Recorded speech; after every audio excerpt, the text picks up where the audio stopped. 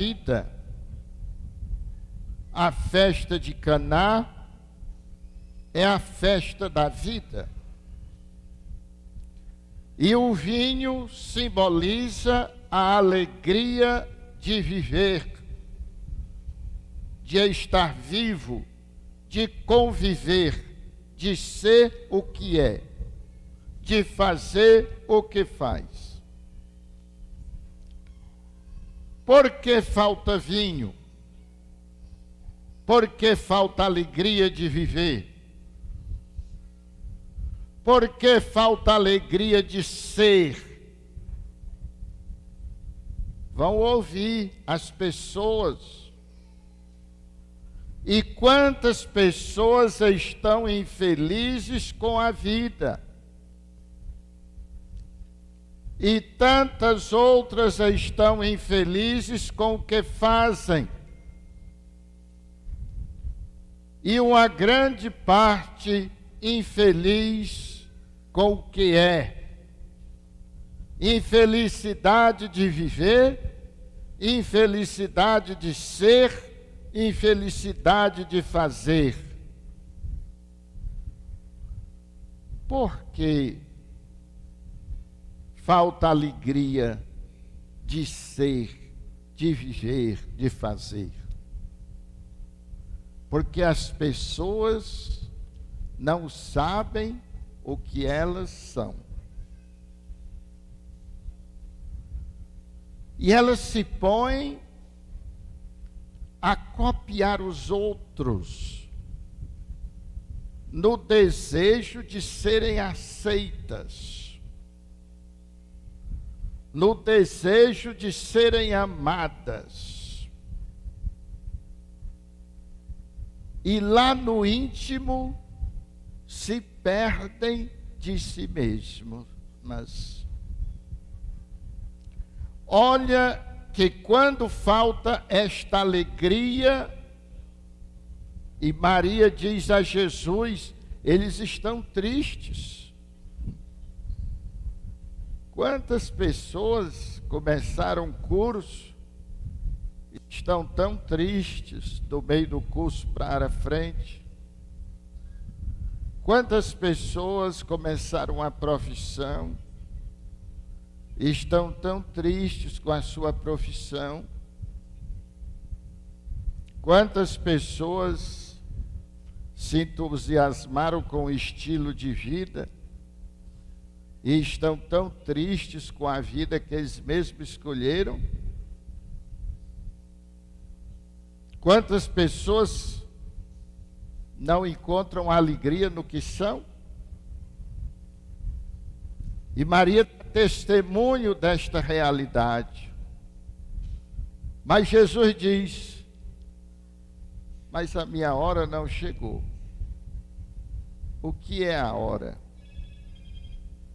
A hora é quando cada um encontra a sua identidade e assume esta identidade e missão. E Jesus tinha esta convicção. Jesus sabia quem ele era.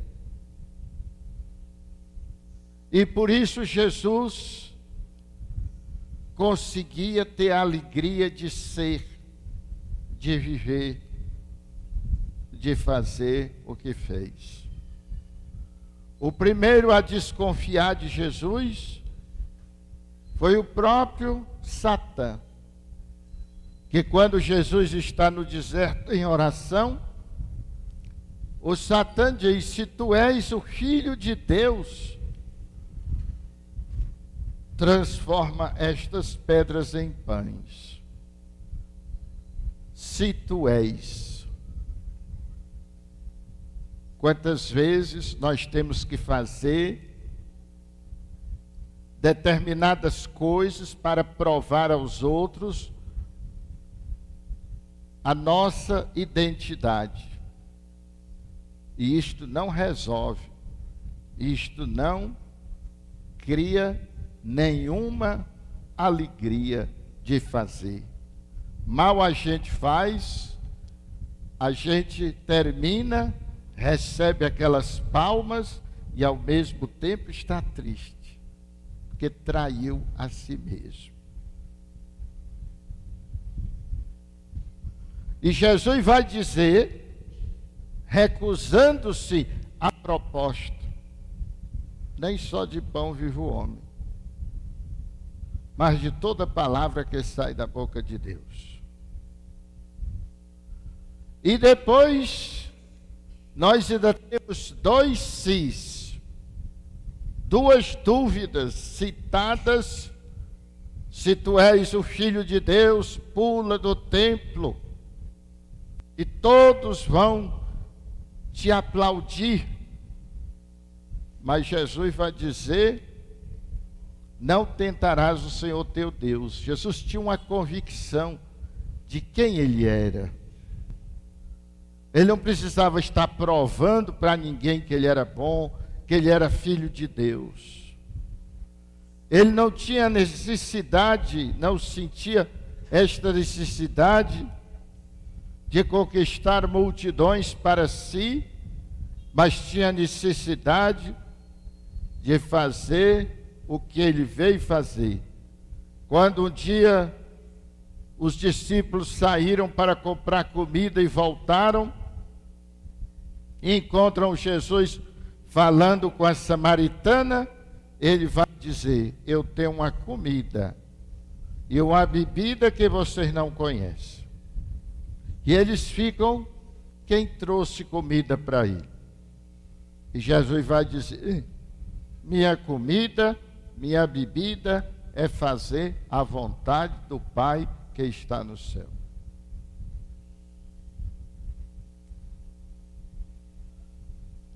Outras pessoas duvidaram de Jesus.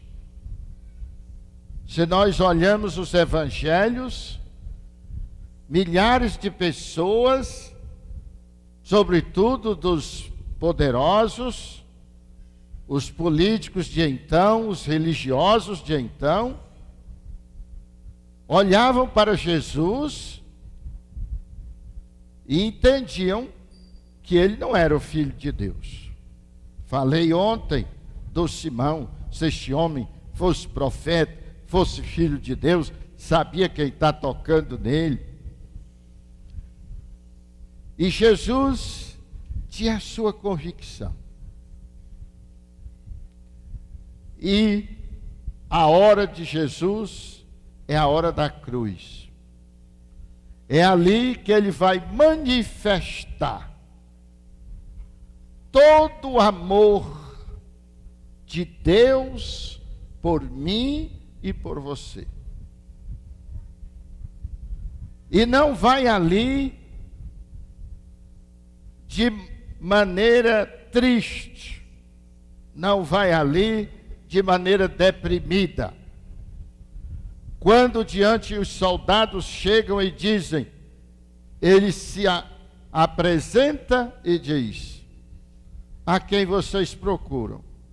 A Jesus de Nazaré. Pois sou eu, e deixe os outros irem embora.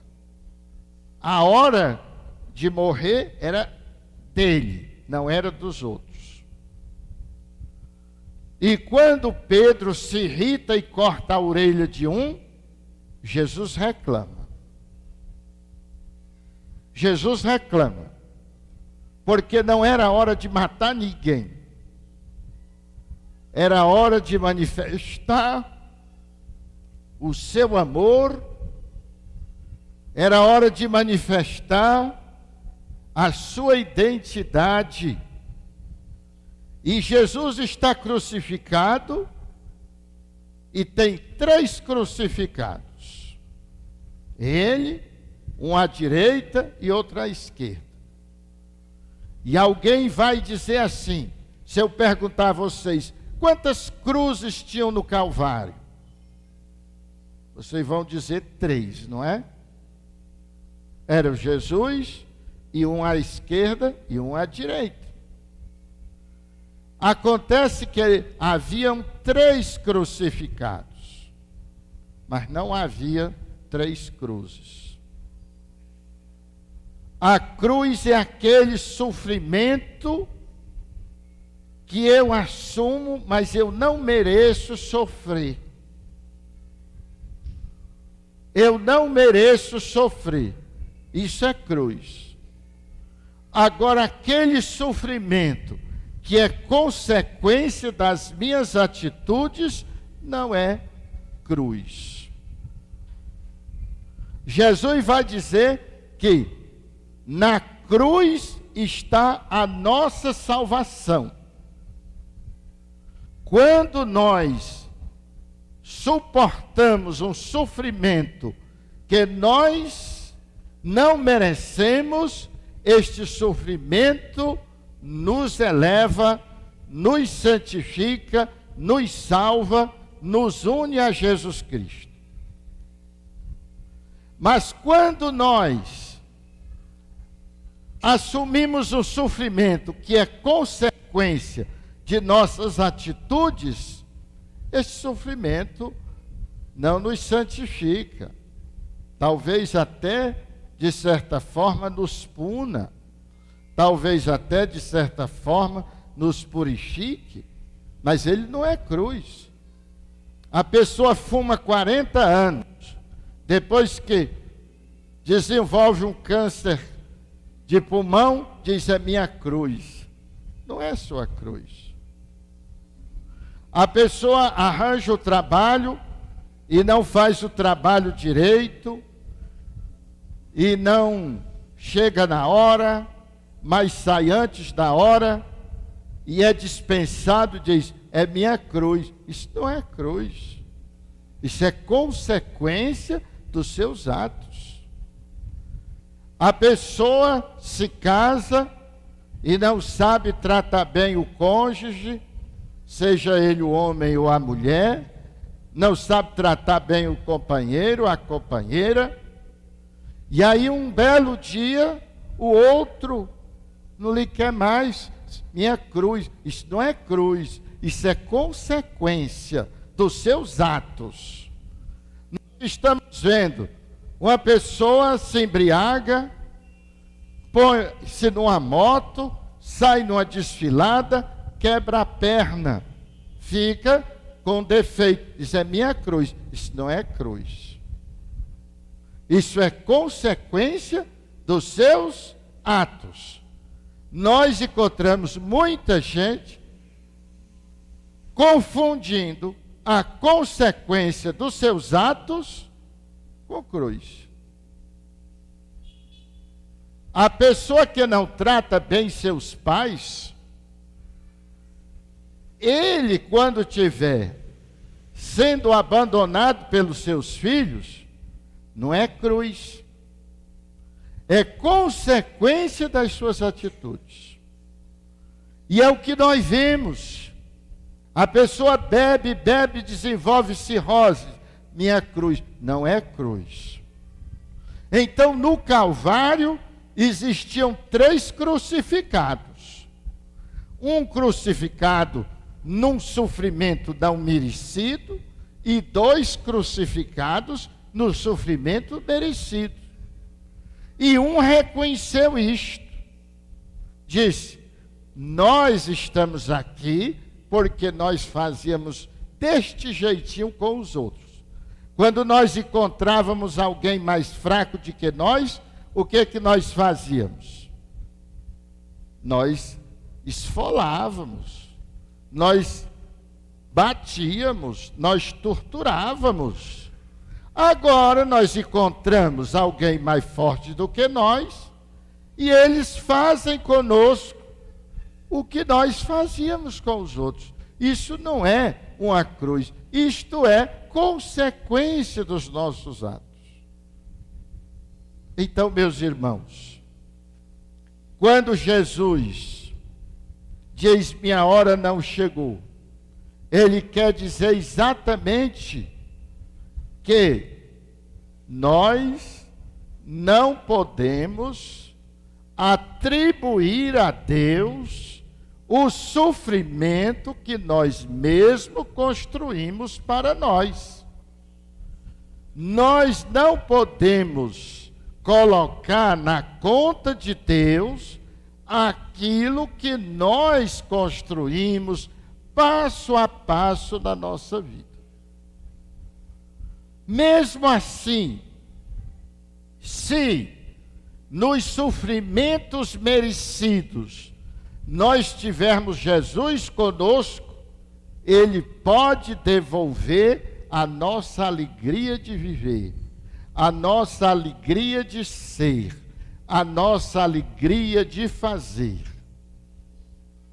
Mas para isto, nós precisamos primeiro reconhecer a nossa responsabilidade e segundo, recorrer a Ele com humildade, fazendo o que Ele nos mandar. Fazei o que Ele vos disser. E Jesus disse: encha as talhas. E eles encheram. Agora leve ao mestre-sala, o chefe de vocês. E eles levaram. E quando ele provou, disse: todos guardam. Primeiro serve o melhor vinho, mas tu guardaste até agora. Apesar das nossas omissões, dos nossos erros, dos nossos desencaminhos e as consequências que vêm a nós, se nós nos voltamos para Cristo e fazemos o que Ele nos mandar, nós teremos de volta a alegria de viver, de ser e de fazer. Louvado seja nosso Senhor